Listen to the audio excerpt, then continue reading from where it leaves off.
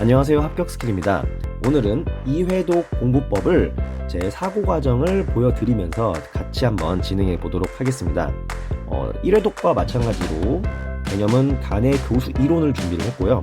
2회독 과정에서 저는 크게 5가지를 신경을 쓰거든요. 첫 번째는 선 인출, 두 번째는 기출문제 활용, 세 번째는 개념 이해, 네 번째는 기출지문 단권화, 마지막 5번째는 후 인출입니다. 그러면 각각의 과정에 대해서 더 자세히 설명드리도록 하겠습니다. 첫 번째로 선인출입니다. 선인출이라는 것은 공부를 하기 전에 내가 해당 개념에 관련해서 어떤 부분들을 알고 있는지 대강적으로 적어보는 거예요. 생각이 나지 않아도 좋습니다. 그냥 알고 있는 단어, 생각나는 문장 이런 것들을 적어보는 건데 왜 이 과정을 해보냐? 여러분, 공부를 할 때는 2회독, 3회독 시점에서는 내가 알고 있는 것과 모르는 것을 구분해서 알고 있는 것은 비교적 빠르게 넘기고 모르는 것을 위주로 공부를 해야 학습의 효과도 높일 수 있고 시간도 절약을 할 수가 있거든요. 그래서 공부를 하기 전에는 가능하면 인출부터 해보는 겁니다. 예를 들어 볼게요. 지금 간의 교수 이론을 공부하려고 하는데 이와 관련해서 간의 학습 이론 5가지 영역, 9가지 수업 사태 이렇게 큰 항목으로 나뉘어져 있죠. 그러면 학습의 5가지 영역으로는 무엇이 있었는지 한번 떠올려 보는 겁니다. 5가지니까 그 중에 한 가지만이라도 생각나도 적어 보는 거예요. 지적 기능이 있었던 것 같아. 나머지는 생각이 안 나네. 9가지 수업 사태에는 무엇이 있었는지 이것도 떠올려 보는 겁니다. 9가지나 있었다고? 그 중에 하나가 뭐였을까? 자료 제시는 있었던 것 같은데, 자극 제시. 이렇게 적어보고 나서 더 구조화된 목차를 보면서 또 확인을 할 수 있어요. 5가지 영역에서는 언어 정보부터 태도까지 있었구나. 맞아. 이거 있었어. 그리고 지적 기능에서는 변별부터 문제 해결 학습까지 있었는데, 이 구체적 개념과 정의적 개념, 이게 뭐였더라? 개념이 뭐였지? 이거 조금 있다가 더 깊게 봐야겠는데? 이런 생각을 가질 수 있겠고, 그 다음에 9가지 수업 사태가 있었는데, 그래, 맞아. 이렇게 9단계나 있었는데, 각각을 보니까, 나름 기억이 나는 부분들도 있어요. 그래, 주의 집중하게 하는 거고, 수업 목표 제시하는 거고, 그래, 그래. 이런 거 떠오르는데, 4단계랑 5단계가 좀 구별이 안 갑니다. 이거 어떤 차이가 있는 거지? 이거 조금 있다가 더 강조해서 봐야겠구나. 이런 생각들을 하면서 선인출을 하는 거죠. 그러면 내가 어떤 부분들을 더 분명하게 공부해야 되는지, 어떤 부분들은 조금 더 가볍게 넘어가도 되는지가 머릿속에 잡히죠. 두 번째는 기출문제 활용입니다. 이 단계에서는 먼저 1회독 시점과 마찬가지로 기출 포인트부터 다시 한번 확인을 합니다. 예를 들어서 2006년 중등 문제부터 2013년 문제, 그리고 논술 문제가 있다면 그 문제까지 포함해서 문제들을 쫙 놓고 봤을 때 결국 간의 교수학습 이론에서는 수업 사태와 그리고 학습된 능력, 이거는 학습 결과라고도 하죠. 이 2가지가 정말 중요하구나라는 것을 확인을 했다면은 그 부분을 위주로 다시 2회독을 들어가면 되는 거고요. 그 다음에 두 번째는 기출 문제를 진지하게 이번엔 좀 자세하게 풀어보려고 하는 겁니다. 이 과정에서 우리가 얻을 수 있는 것은 내가 분명하게 이해했고 또는 분명하게 이해하지 못한 부분이 어디인지를 구분을 할 수 있다는 거죠. 예를 들어서 2009년도 중등 문제를 풀어보다가 그래, 간의 수업 사태는 기억부터 미음까지 9단계인데 자극 제시와 수행 유도 단계 사이에 들어갈 이 단계 명칭이 생각이 나지가 않는구나 라는 것을 스스로 파악을 할 수가 있겠죠. 그리고 또 교사의 수업 활동 예시를 보는데 학생들이 유의미한 지식 구조를 구축하는데 초점을 맞추어 필요한 기법을 활용하였다. 이 문장이 어떤 단계에 속할 수 있을까? 이런 의문이나 생각을 가질 수도 있겠죠. 이렇게 각각의 문제를 풀다 보면은 내가 어떤 부분이 부족한지 그리고 어떤 부분은 비교적 분명하게 이해하고 있는지를 구분을 할 수가 있습니다. 그러면 2회독 시점에서는 어떻게 진행하면 되냐? 내가 부족하다고 생각되는 부분 위주로 먼저 공부를 해나가면 되는 겁니다.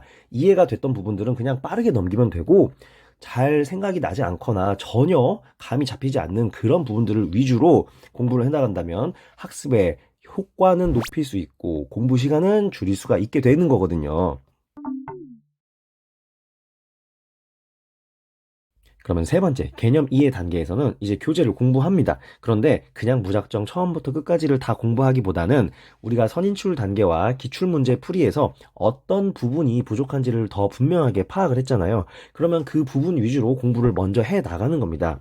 예를 들어서 순서상으로는 개관부터 시작을 하지만 이 부분은 1회독 시점에서도 중요하게 보지 않았다면 그냥 가볍게 또 넘기는 거예요. 예. 그리고 학습 결과의 유형, 이 부분은 기출 포인트였잖아요. 그러면은 다시 자세하게 읽어는 봐야죠. 예, 읽어보면서 확인을 하는데 개념 학습 부분이 인출할 때나 문제 풀었을 때 잘 잡히지 않았었거든요. 그러면은 예시들도 구체적으로 보면서 다시 한번 확인을 해봅니다. 아, 그래. 개념 학습은 사물의 공통적인 속성에 의해서 분류하는 거였구나. 구체적 개념 학습은 이렇고 정의된 개념 학습은 이렇다라는 것을 파악을 했어요. 그러면 공부하다가 또 이런 생각도 들 수도 있습니다. 변별 학습과 개념 학습의 차이는 뭐지? 이 둘 간의 관계라든지 차이, 이런 것들을 더 분명히 할 수도 있는 거거든요.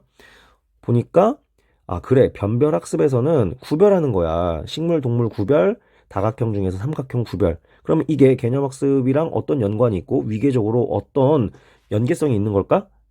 생각을 해보니까 이런 결론이 도출될 수도 있어요. 나무와 나무가 아닌 것을 구분을 하는 변별학습이 있어야 나무인 것들을 모아서 나무의 공통적인 속성을 추출해낼 수가 있겠구나. 아, 그래서 변별학습이 위계적으로, 하위적으로 위치해 있는 거구나. 이런 것들을 깨달으면서 이해를 분명하게 하는 거죠. 그 다음으로 학습의 조건. 이 부분은 1회독에서도 기출 포인트가 아니라는 것을 알았기 때문에 그냥 가볍게만 읽고 넘어갑니다. 그냥 가볍게만. 그리고 9가지 수업 사태. 이 부분은 중요하니까 자세히 봐야 되죠.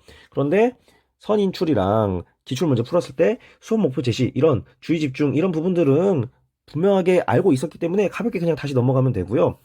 자극 제시와 학습 안내, 수행 유도, 이 부분이 유독 조금 헷갈리고 개념이 잘 잡히지 않았다. 그러면은 더 집중적으로 보면 되는 거겠죠.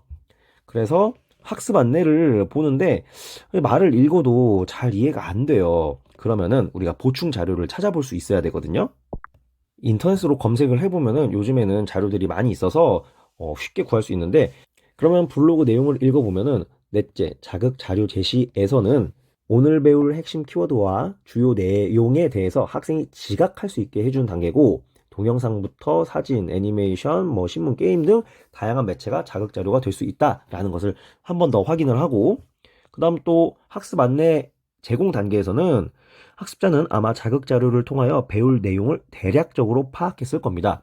이제 구체적으로 오늘 배울 내용을 안내합니다. 이때 도표부터 사례, 시연 등 다양한 요소를 활용할 수 있고, 이해와 기억을 어떻게 도울 수 있는지에 중점을 두는 단계가 학습 안내 제공이구나 라는 것을 확인을 한다면, 4단계에서는 자료를 제시해서 지각할 수 있게 해주는 거고, 5단계의 학습 안내 제공에서는 기억과 이해를 도울 수 있는 전략들을 사용하는구나 라고 더 분명하게 이해를 할 수 있겠죠.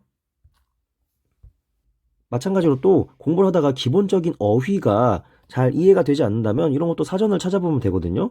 예를 들자면 파지와 전이력을 높인다라고 했는데 파지라는 말 자체가 뭔지 모를 수도 있잖아요. 그러면 검색을 해보는 거예요.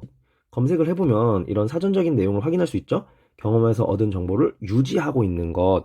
아, 그래. 파지라는 말은 내가 공부한 것을 비교적 오래 갈 수 있게 유지한다라는 말로 이해하면 되겠구나. 이렇게 어휘에 대해서도 더 단단하게 잡아가면서 공부를 하는 거죠. 그 다음 네 번째 단계는 기출지문 단권화인데요. 이 기출지문 단권화는 공부를 하는 중이나 공부를 하고 나서 언제든지 사용할 수 있고, 그러면 이 단계를 왜 꼭 해야 되냐라고 생각을 하시는 분들이 계실 수 있는데, 이유를 말씀드리면 첫 번째는 개념 이해를 더 잘 하기 위해서고, 두 번째는 암기와 인출의 안정성을 높이기 위해서입니다. 어떻게 가능한지 예시를 들어서 설명을 드릴게요. 예를 들어서 학습 결과의 유형에서 언어 정보를 공부하는데 뭔가 좀 감이 안 잡혀요. 이 교재 내용만으로 감이 안 잡히면은 기출 지문을 같이 한번 다시 보는 거거든요. 언어 정보. 중학생인 영은이는 삼각형의 넓이를 구하는 공식을 회상하여 진술할 수 있다. 공식을 회상하여 진술할 수 있다. 이 예시 문장을 다시 교재 내용과 같이 보면서, 아, 그래, 언어 정보는 사실 개념, 원리 등을 기억하여 언어로 표현하는 거구나 라고 이해를 한다면은 더 개념을 깊게 그리고 폭넓게 바라볼 수 있겠죠. 마찬가지로 문제 해결 학습도 예시가 조금 더 있었으면 좋겠다 싶으면은 기출 문제를 보는 거예요. 기출문제를 보면은 지적 기능. 초등학생인 미나는 부모님에 대한 고마움을 적절한 비유법에 맞게 글로 표현할 수 있다. 이거 문제 해결 학습이잖아요. 그래서 이런 문장들을 내 교재에 좀 더 보충해서 적어주는 거죠. 왜? 더 개념을 풍부하게 이해하기 위해서. 마찬가지로 9가지 수업 사태에서 파지와 전이 증진 단계를 공부하는데 파지를 높이려면 어떻게 해야 될까? 이런 부분들도 기출문제 있거든요. 여기 보시면 2013 다 마지막으로 다항식 덧셈 절차를 노트에 적어가며 복습하고 그래 이러면은 파지가 더 잘 될 수 있겠구나 적으면서 복습하면 기억이 더 오래 갈 수 있겠지 이런 형태로 기출 지문과 내 교재 내용을 번갈아 보면서 이해를 높이는 것이죠. 그러면 암기 측면에서는 기출지문 단권화를 하는 게 왜 또 유리하냐 이렇게 생각할 수 있는데 예를 들어서 인지 전략을 공부하다가 이런 문장들이 있잖아요. 학습자가 기억하고 사고하며 학습하는 방법에 대한 능력해서 문장들이 쭉 있습니다. 이 중에서 내가 어떤 것을 가장 중점적으로 외워야 되냐 이런 고민이 들 수 있잖아요. 이럴 때도 마찬가지로 기출지문을 보면 되는데 2007 초등 문제에서는 인지 전략에 대한 설명 문장을 적어놓고 있습니다. 그러면 학습, 사고, 통제, 관리 이런 키워드가 눈에 띄죠. 그리고 문제 해결 경험을 통해서 개발된다는 거. 그리고 마지막으로 오랜 기간 걸쳐 습득되는 창조적 능력이다. 오랜 기간. 그래서 이런 키워드를 가지고 서브노트를 만들거나 아니면 기존의 서브노트에 있는 내용을 수정하거나 해서 암기하고 인출하면은 나중에 답안 작성할 때 안정성이 높아질 수 있습니다. 마지막 단계는 후인출 단계입니다. 후인출은 마인드맵을 보면서 내가 오늘 공부한 내용들을 떠올려 보는 거거든요. 점심시간이라든지 쉬는 시간이라든지 이동 시간이라든지 잠자기 전이라든지 이렇게 자투리 시간에 공부한 내용들을 마인드맵을 보면서 떠올리는데 이때는 완벽하지 않아도 돼요. 그냥 이게 뭐였지 정도로만 가볍게 떠올리면 되는 거거든요.